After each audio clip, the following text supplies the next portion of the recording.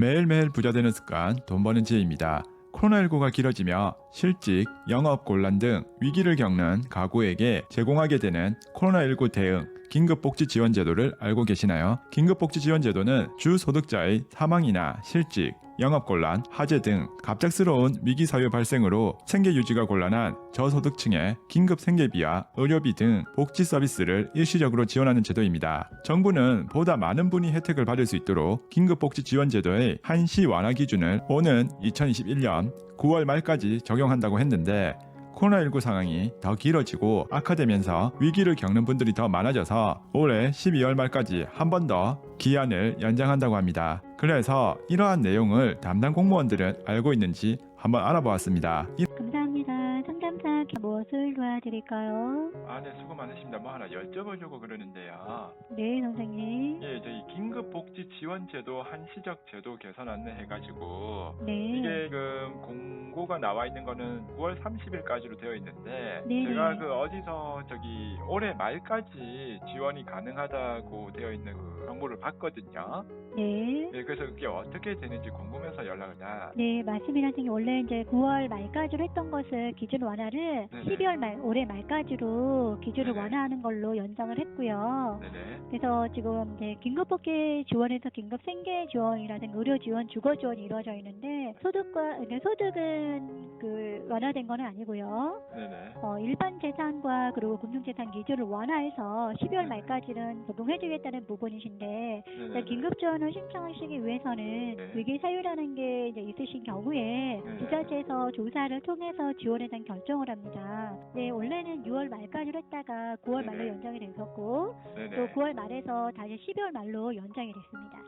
예, 알겠습니다. 말씀 감사하고요. 그러면 신청 이렇게 하도록 하겠습니다. 이렇게 담당 공무원들도 알고 있는 내용입니다만 이러한 내용이 따로 공지되거나 명시되어 있지 않아 많은 분들이 9월로 끝났다고 생각하는 경우가 대부분입니다. 자신이 적용되어 지원을 받을 수도 있음에도 모르고 지원을 못 받는 경우도 생기고 한 번 더 지원을 받을 수도 있는데 그냥 지나치면 안 되겠죠. 그래서 긴급복지지원제도에 대해 안내드리도록 하겠습니다. 긴급복지지원제도는 생계곤란 등의 위기사항에 처하여 도움이 필요한 사람을 신속하게 단기적으로 지원하여 위기사항 해소를 도모하는 제도라고 합니다. 생계지원, 의료지원, 주거지원, 사회복지시설 이용, 교육지원, 그 밖의 지원 등이 가능합니다. 긴급지원 대상으로는 위기사유 발생, 생계유지가 곤란한 경우 저소득층이 해당됩니다. 소득이나 재산 기준은 올해로 하며 4인 기준으로 월 365.7만원 이하, 대도시는 1억 8,800만원 이하, 중소도시는 1억 1,800만원 이하, 농어촌은 1억 100만원 이하, 금융재산은 500만원 이하를 기준으로 하고 단 주거지원의 경우 700만원 이하 가능하다고 합니다. 위기 사유에 대해 살펴보면 주소득자의 사망, 가출, 행방불명, 구금시설의 수용 등으로 소득을 상실한 경우, 중한 질병 또한 부상을 당한 경우, 가구 구성원으로부터 방임 또는 유기되거나 학대 등을 당한 경우, 가정폭력 또는 성폭력을 당한 경우, 화재 또는 자연재해 등으로 인하여 거주하는 주택 또는 건물에서 생활하기 곤란한 경우, 주소득자 또는 부소득자의 휴업, 폐업 또는 사업장의 화재 등으로 인하여 실질적인 영업이 곤란하게 된 경우, 주소득자 또는 부소득자의 실직으로 소득을 상실한 경우, 보건복지부령에 따라 지자체 조례로 정한 사유가 발생한 경우, 소득활동 및 가구원 간호, 간병, 양육 등으로 인해 기초수급 중지 미결정, 수도, 가스 중단, 사회보험료, 주택임차료 체납 등 그 밖에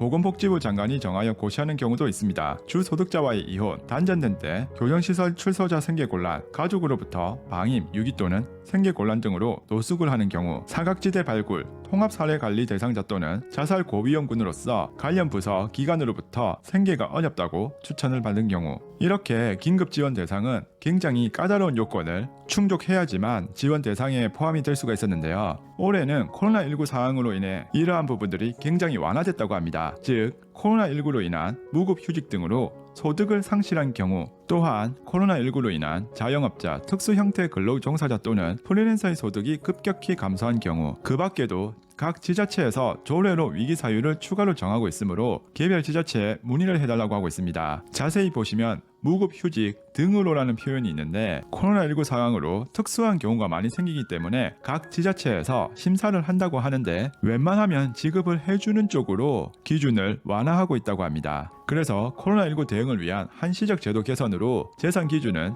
대도시 3억 5천만 원, 중소도시는 2억 원, 농어촌 1억 7천만 원 이하. 금융재산 기준은 1인 가구 774만 원, 4인 가구 1231만 원 이하. 이 부분은 통장 잔액 잔고를 확인을 할 수도 있다고 하는데 각 지자체마다 다르다고 하니 문의해 보시면 좋겠습니다. 지원 횟수 제한 완화, 동일 사유 또는 동일 상병 2년 이내에도 재지원 가능. 단 지급 종료 후 6개월 이내에는 재지원 불가. 즉 6개월 이상 기한을 둔다는 얘기인데 만약 3월 달에 지원을 받으셨다면 10월 달에 다시 한번 신청을 하실 수가 있습니다. 쉽게 생각해서 7개월 차에 다시 신청을 하시면은 똑같은 사유로 재지원을 받을 수 있다고 합니다. 지원 종류별 지원 수준을 살펴보면 생계지원 1인 가구 47만 4,600원, 2인 가구 80만 2천원, 3인 가구 103만 5천원, 4인 가구 126만 6,900원, 의료지원은 연 300만원 이내, 주거지원은 월세 지원으로 대도시, 중소도시, 농어촌이 월별 4인 기준으로 이렇게 지급이 된다고 하며 사회복지시설 이용은 월 4인 기준 145만 500원, 그리고 초중고등학교 교육 지원이 가능하고 그 밖에 연료비,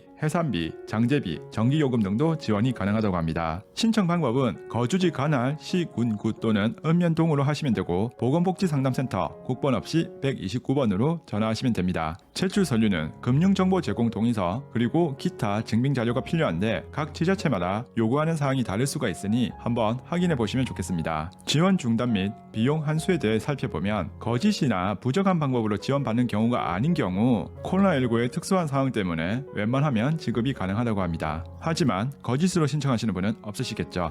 오늘 내용 요약하자면 긴급복지지원제도가 올해 12월 말까지 늘어났다는 소식과 한번 지원 받으신 분들도 6개월 이후가 지나면 간단히 7개월 차라면 같은 사유로 다시 지원을 받을 수 있고 애매하면 지자체에서 심사를 하니 한번 신청해 보시라는 말씀드립니다. 해당 사항이 있으신 분들은 지자체에 문의하셔서 지원 받으시길 바라며 주위에 관련되신 분들이 있으면 공유해 주시길 바랍니다. 또한 궁금하신 정보가 있으시거나 혼자 해결이 어렵다거나 지자체에 알아보기 힘들어 하시는 분들은 댓글로 남겨주시면 모든 내용을 해결드리지는 못하겠지만 최대한 알아봐 드리도록 노력하겠습니다. 유익하셨다면 구독과 좋아요 부탁드리며 오늘도 부자 되는 하루 되시길 바라며 시청해 주셔서 감사합니다.